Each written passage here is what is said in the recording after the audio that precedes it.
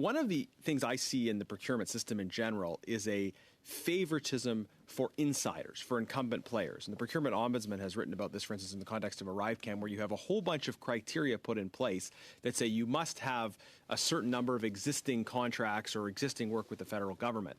Now, an obvious effect of that, it seems to me, is that it excludes new businesses and people from historically disadvantaged backgrounds who are starting businesses, don't have perhaps the same kind of institutional history, are excluded by those kinds of rules. So you have, on the one hand, policies that are supposed to promote Indigenous procurement, but you have other policies which, in effect, make it more difficult for especially newer Indigenous businesses, as well as probably other minority-owned businesses, to access those opportunities.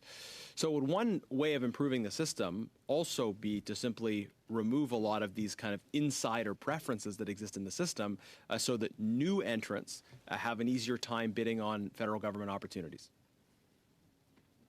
Of course. I mean, I think making it easier for Indigenous businesses, having that previous work experience has been one of the biggest struggles. I mean, if the government wanted to include Indigenous businesses and they didn't have it, and they require them to have previous experience with the government, well, they're not going to get those. So that is one area that we've been lobbying and advocating for as well, like even with joint ventures.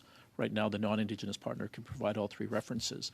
We would like to see maybe the Indigenous partner have a smaller reference requirement, but then to ensure that it's making it easier.